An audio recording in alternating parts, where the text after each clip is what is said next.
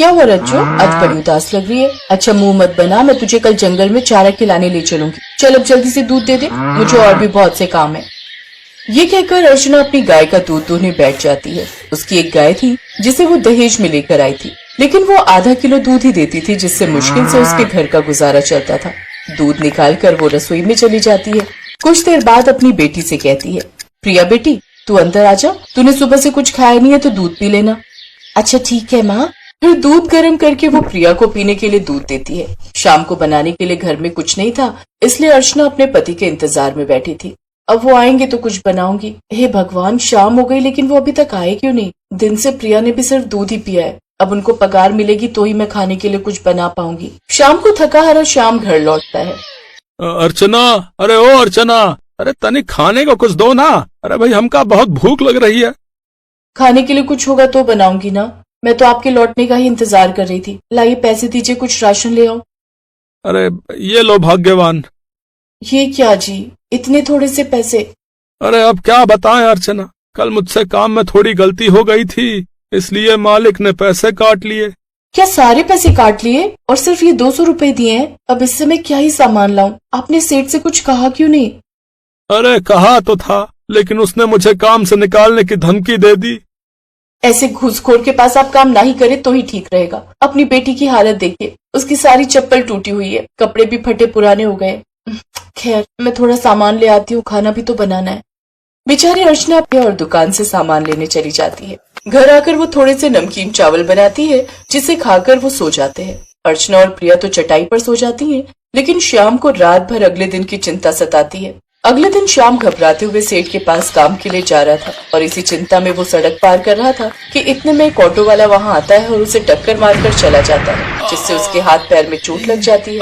आसपास के कुछ लोग उसे सरकारी अस्पताल ले जाते हैं और उसकी पट्टी करवा कर घर ले आते हैं। अर्चना श्याम को इस हालत में देखती है तो घबरा जाती है। हे राम, ये क्या हो गया जी आपको? किस नासपीटे ने ऐसा किया?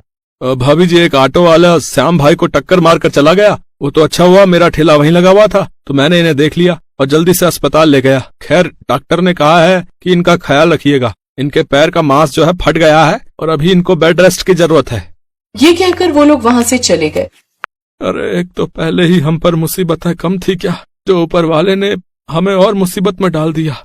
अब मैं कैसे अपने परिवार का पेट पालूंगा।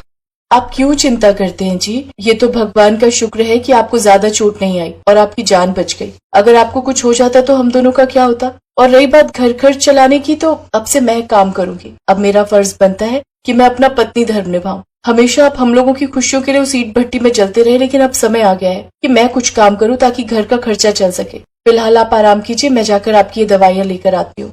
अर्चना के पास थोड़े से पैसे बचे थे। वो दवाई का पर्चा लेकर केमिस्ट की दुकान से थोड़ी दवाइयाँ ले आती है, फिर अपने पति को खाने को देती है। शाम को वो जब सबके लिए खाना बनाने रसोई में जाती है तो वहाँ सारे डब्बे खाली होते हैं।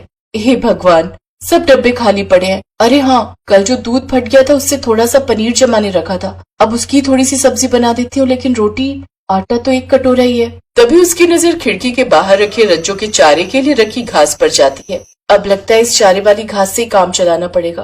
वो जो पुराना तंदूर ये उठाकर लाए थे, उसको मिट्टी से लेपकर उसी में घास की रोटी सेक दूंगी। पेट की भूख बुझाने के लिए इतना तो करना ही पड़ेगा। अब वो तंदूर में मिट्टी का लेप लगाकर उसे तैयार कर लेती है। फिर जब तक तंदूर सूखता है तब तक घर में रखे एक कटोरी आटे में घास काटकर मिला देती है और फिर उसे गूंथ कर तंदूर में सेक कर उसकी रोटी बना लेती है। फिर पनीर की रोटी सेक कर अपने पति बेटी को खिलाती है। अरे वाह अर्चना, क्या कमाल की रोटी बनाई है। वाह वाह, सचमुच सचमुच मजा आ गया भाई। मुझे माफ करना जी, मैं जानती हूँ आप मेरा दिल रखने के लिए ऐसा कह रहे हैं। ये घास की रोटी है जो तंदूर में बनी है। नहीं माँ, बाबा सच कह रहे हैं, सचमुच रोटी बड़ी स्वाद बनी है। मेरे लिए और ले आओ। क्या ये इतनी अच्छी बनी है? अर्चना भी जब वो रोटी खाती है तो उसका स्वाद भूल नहीं पाती। वाह, मजा आ गया। अब वो पड़ोस से थोड़ा सा आटा उधार मांग कर ले आती और घास की रोटी तंदूर में बनाकर खाती। 2 दिन बाद श्याम का दोस्त मोहन उससे मिलने वहाँ आता है। वो सब खाना ही खा रहे थे कि तभी अलग तरह की रोटी देखकर उसने भी वो खाने की इच्छा जाहिर की। अरे ये हरी हरी रोटी किसकी बनी है? ये घास की रोटी बनी है, ताजी ताजी घास की। मोहन जैसे ही वो रोटी खाता है तो उसका स्वाद उसे लाजवाब लगता है। मोहन भाई, आप तो जानते ही हैं हम बेरोजगार हैं, इसलिए ये सब खाना पड़ रहा है। आप हमारे लिए काम ढूंढ दीजिए ना। मजबूरी में? अरे भाभी, आपके हाथ की ऐसी घास की तंदूरी रोटी खाने के लिए तो लोगों की लाइन लग जाएगी। आपके पास इतना बड़ा हुनर है और आप मुझे ही काम ढूंढने के लिए बोल रहे हैं। ये लीजिए कुछ पैसे और आप ठेला लगाकर ये तंदूरी घास की रोटी बनाकर सब्जी के साथ परोसिए। देखिए क्या कमाई करती हैं फिर आप। आप मजाक तो नहीं कर रहे ना? अरे नहीं भाभी, मेरे कहने पर काम शुरू कीजिए। अगर आपका काम नहीं चला ना तो मेरे पैसे भी मत देना बस। अर्चना ने अगले दिन से जरूरी सामान लाकर ये काम शुरू कर दिया। तंदूरी घास की रोटी का नाम सुनकर लोग कुछ अलग खाने की चाह में उसके ठेले पर आने लगे। आहा, बहन जी क्या स्वादिष्ट और पौष्टिक घास की तंदूरी रोटी है। आहा, ऊपर से इस पर लगा हुआ मक्खन जो है ना वो अलग ही स्वाद दे रहा है भाई।